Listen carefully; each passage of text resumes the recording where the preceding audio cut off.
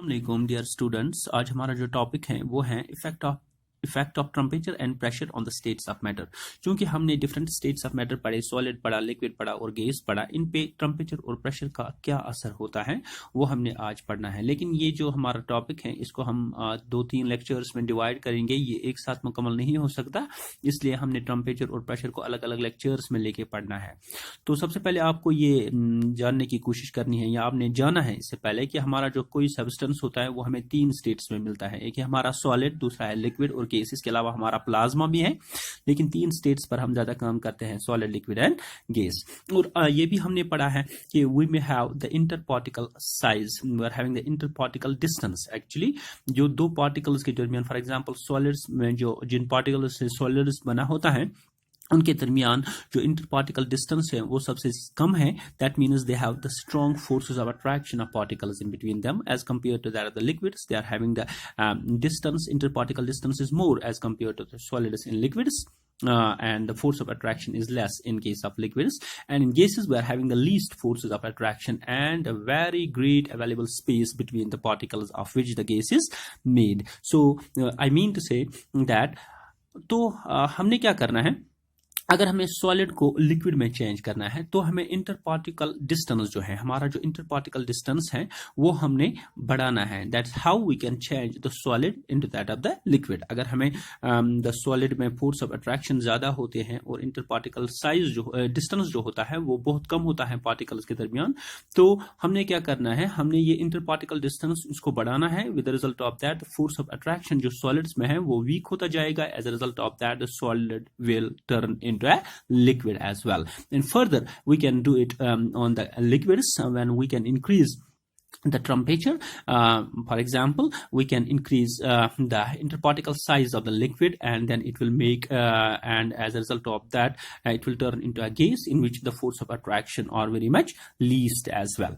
यहाँ पे हमने लिखा that a substance may exist in any of the 3 states of the matter depending upon the condition of temperature and pressure. As we know, the main difference in the 3 states of matter are due to the difference in the space of the voids. अभी हमने पढ़ा कि इनके दरमियान spaces होती हैं जिनकी वजह से हम इसको पहचान पाते हैं कि ये सॉलिड, लिक्विड और गैस है। स्पेसेस सॉलिड्स में कम और लिक्विड्स में थोड़ी ज्यादा होती हैं और गैस में सबसे ज्यादा होती हैं। So the interparticle distance are proportional to the interparticle force of attraction. जितना इंटरपार्टिकल डिस्टेंस होता है मतलब सॉलिड्स में कम होता है, सो इंटरपार्टिकल फोर्स ऑफ अट्रैक्शन ज्यादा होगा, लिक्विड्स में कम होगा और गैसेस में सबसे कम होगा। So by changing the interparticle distance और इंटरपार्टिकल फोर्स ऑफ अट्रैक्शन, अब हमने क्या करना है, अगर हमें एक स्टेट को दूसरे स्टेट में मुंतकिल करना है, हमने एक चीज करनी है, हमने इंटरपार्टिकल डिस्टेंस जो पार्टिकल के दरमियान डिस्टेंस होता है, दो पार्टिकल्स के दरमियान डिस्टेंस होता है, या फोर्स ऑफ अट्रैक्शन जो होता है दो पार्टिकल्स के दरमियान, उनको हमने कन्वर्ट करना है, उनको हमने चेंज करना है। जो इंटरपार्टिकल डिस्टेंस और इंटरपार्टिकल फोर्स ऑफ अट्रैक्शन है इसको हमने चेंज करना है। With result of that we can convert one state of matter into the another. तो दो फैक्टर्स जो हैं इसमें हमारे लाजमी मलजूम होते हैं। One is by effect that is changing by temperature. अगर हमने टेम्परेचर का मतलब इस्तेमाल किया, अगर हमने टेम्परेचर अप्लाई किया, या हमने बाय चेंजिंग द प्रेशर और by changing the pressure, that means हमने प्रेशर अप्लाई किया। बाय अप्लाइंग द प्रेशर और by applying the temperature we can convert one state of matter into the another. तो पहले हमें जानने की कोशिश करेंगे effect of change of temperature, क्योंकि हमारा बड़ा टॉपिक है, इसको हमने 2-3 लेक्चर्स में कंप्लीट करना है। आज हमने पहले शुरू करना है कि जो टेम्परेचर का असर है मैटर पे, इससे हमारा स्टेट ऑफ मैटर वो चेंज होता है या नहीं होता।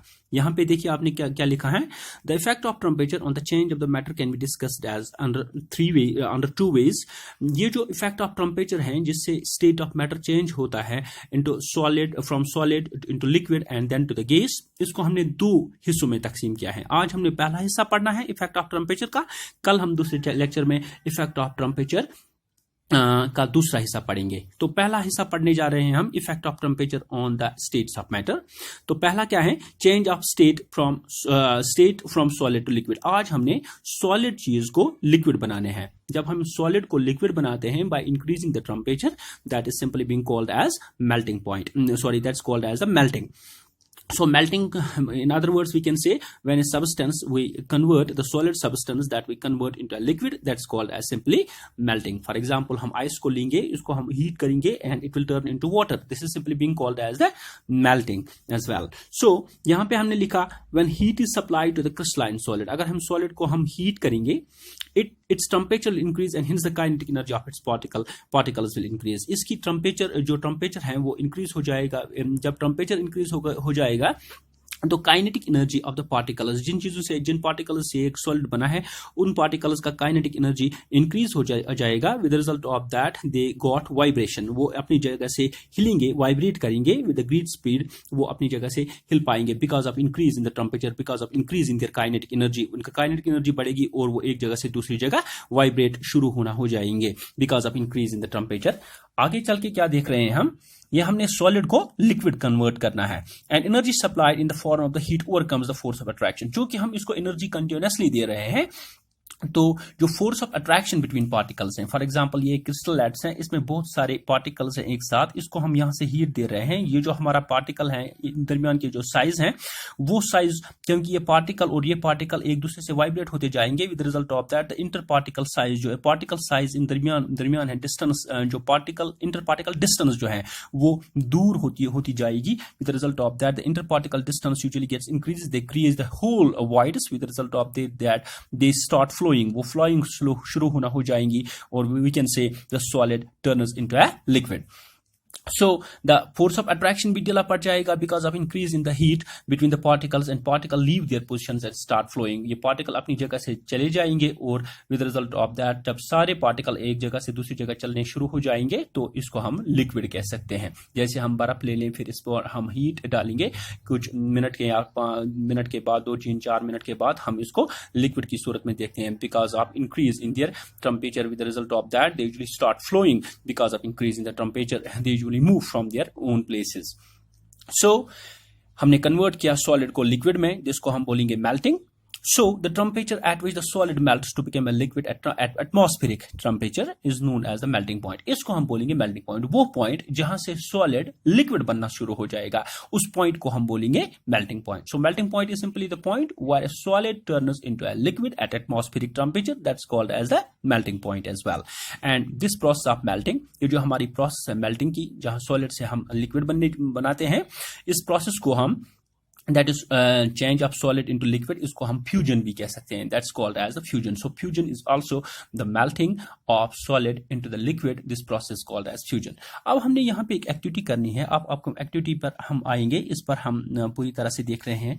ये हमारा बीकर है. This is your beaker and this is the ice in it. यहाँ पे इसमें हमने आइस डाला. ये हमारा स्टायरर है, इससे हम कंटिन्यूसली स्टायर कर रहे हैं इस आइस को. और यहाँ पे हमने इसको थर्मामीटर डाला है, इससे हमें ये ऊपर वाला ये हमारा थर्मामीटर है, यहाँ लिखा है, इससे हमें पता चल जाएगा कि हमारे ये सिस्टम का जो टेम्परेचर है वो कितना है. And this is usually being this stand is usually this is called as the iron stand that usually supports this system. And from the downside यहाँ पे हम देख रहे हैं Benson's burner, ये continuously heat फराहम करता है. ये जो आप रेड देख रहे हैं ये इसको हीट फराहम करता है. तो इससे हमें ये आइस जो है वो कन्वर्ट हो जाएगा लिक्विड में. लेकिन हमने क्या करना है, हाँ, इसको हमने थ्योरेटिकली यहाँ पे लिखा. ये हमारी फिगर है. Take 150 grams of ice into a beaker. इस बीकर में हमने 150 ग्राम आइस ले लिए. सस्पेंड एज लेबोरेटरी थर्मोमीटर इसमें हमने डालना. क्लिनिकल थर्मोमीटर नहीं यहाँ चाहिए क्योंकि वो बॉडी के लिए होता है. यहाँ पर लेबोरेटरी थर्मोमीटर हमने यहाँ पे डाला. इन कंटैक्ट विद आइस, इससे हमें टेम्परेचर पता चलेगा. Heat the beaker at the low flame. पहले हमें लो फ्लेम जलाना है. With the result of that the temperature when it starts melting. तो एक टाइम आएगा जब ये आइस मेल्ट स्टार्ट होना हो जाएगा और इसका लिक्विड बनेगा. Finally note the temperature when all ice has been melted. तो जब पहल इसका आइस का लिक्विड बनना शुरू होता है तो उस टाइम हम इसका टेम्परेचर नोट करेंगे. और फाइनल स्टेज पे जब सारा आइस कन्वर्ट हो जाएगा लिक्विड में उस टाइम हम टेम्परेचर नोट करेंगे. हम दोनों सूरतों में, जब पहले ये सॉलिड से लिक्विड बना उस टाइम का टेम्परेचर और जब ये सारा सॉलिड से लेकर लिक्विड बना उस टाइम का टेम्परेचर हम देख रहे हैं कि वो टेम्परेचर कांस्टेंट है. So we can say we observe that the temperature remains constant. ये हमारा टेम्परेचर कंटिन्यूअसली कांस्टेंट रहता है, पहले स्टेज में भी और फाइनल स्टेज में भी, till ice has completely melted. ये जब हमारा सारा आइस मेल्ट होता है और लिक्विड बन जाता है. तो उस सूरत में हमने क्या देखा कि ये जो हमारा टेम्परेचर जो कांस्टेंट होता है, इससे हमें क्या पता चलता है कि जो हीट हम यहाँ से दे रहे हैं वो हीट इस आइस में हिडन रहती है. इस आइस में हिडन रहती है. ये हिडन जब रहती है with the result of that and the particles and this ice particle usually got its heat hidden within its side. इस हीट को हम बोलेंगे लेटेंट हीट। यहाँ पे हम देख रहे हैं कि लेटेंट हीट वो हीट होती है जो पार्टिकल में हिडन रहती है, जिसकी वजह से फिर ये लिक्विड बन जाता है। Go from the above experiment we got the temperature remain constant because the heat actually was used in overcoming the force of attraction. क्योंकि ये आइस जो है वो सॉलिड है, इसमें फोर्स ऑफ अट्रैक्शन जो होता है पार्टिकल्स का वो ज्यादा होता है। क्योंकि ये हीट यहाँ से चली जाती है, इन पार्टिकल्स में जम जाती है, with the result of that the interparticle distance or the force of attraction usually gets simply the force of attraction is usually got loosened, वो force of attraction ढीला पड़ जाता है और the interparticle size increase हो जाता है। with the result of that with this heat this ice usually turns into a liquid। लेकिन ये जो और इसके अलावा हम देख रहे हैं जो काइनेटिक एनर्जी है दिस लिक्विड की, जब ये सॉलिड से लिक्विड बनना शुरू होता है आखिर तक जब ये पूरा बन जाता है तब तक इसकी काइनेटिक एनर्जी इंक्रीज नहीं हो जाती है, because this heat this kinetic energy of the particles do not increase. Yes, therefore the temperature of the substance does not rise during the temperature. क्योंकि काइनेटिक एनर्जी इसकी इंक्रीज नहीं हो जाती है, क्योंकि इसकी जो भी एनर्जी यहाँ से हम देते हैं वो उसको सॉलिड से लिक्विड कन्वर्ट होने में लगती है और इसकी काइनेटिक एनर्जी नहीं बढ़ जाती है। So with the result of that its temperature is not been increased, इसका टेम्परेचर भी इंक्रीज नहीं होता। That's why we see the temperature remains constant. So this hidden temperature, this hidden heat that usually gets hidden within the particle, that's called as a latent heat. इसको आगे हमने define किया, the amount of the heat required to change 1 kg of solid. अगर हम 1 kg solid ले लें, ice ले लें एंड लिक्विड, इसको हम लिक्विड में कन्वर्ट करेंगे at atmospheric temperature is called as a melting point. कितना अमाउंट ऑफ हीट हमें जरूरत पड़ेगी 1 kg ऑफ सॉलिड को लिक्विड कन्वर्ट करने में एट एटमॉस्फेरिक टेम्परेचर, इसको हम बोलेंगे लेटेंट हीट। क्योंकि हमने यहाँ पे 1 kg ऑफ आइस को कन्वर्ट किया, so what type of energy, what type of heat we need the such amount of heat that is 3.347 into 10 raised power 5 joules per kg.